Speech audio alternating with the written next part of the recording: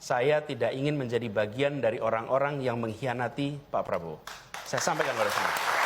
Begitu Pilpres selesai, saya bertemu dengan Pak Prabowo. Dan saya sampaikan kepada Pak Prabowo, saya sampaikan pertama, mission accomplished.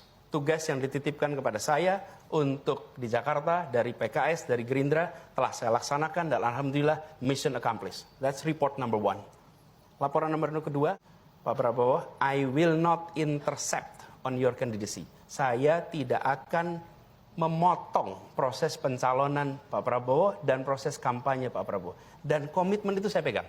Saya memiliki komitmen dengan Pak Prabowo. Tidak ada yang tahu kecuali saya dan Pak Prabowo. Tidak ada yang tahu.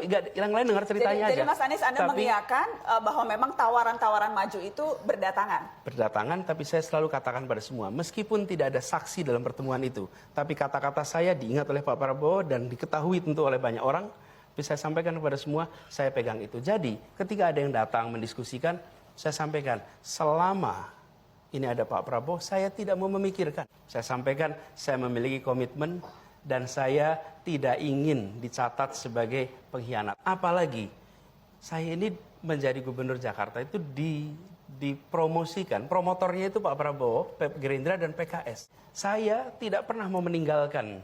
Kalau kita sudah bersama, saya tidak akan tinggalkan. Okay. Dan inilah prinsip yang saya pegang. Jadi Mas Anies, ketika itu syaratnya, kalau Pak Prabowo masih jadi calon presiden, Anies Baswedan tidak akan maju.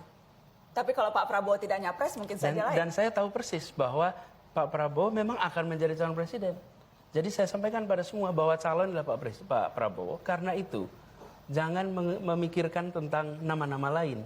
Dan jangan harap saya menyatakan bersedia, apalagi menjadi poros ketiga, tidak mungkin. Selama masih ada Pak Prabowo ketika itu. Dan itu komitmen saya dengan Pak Prabowo.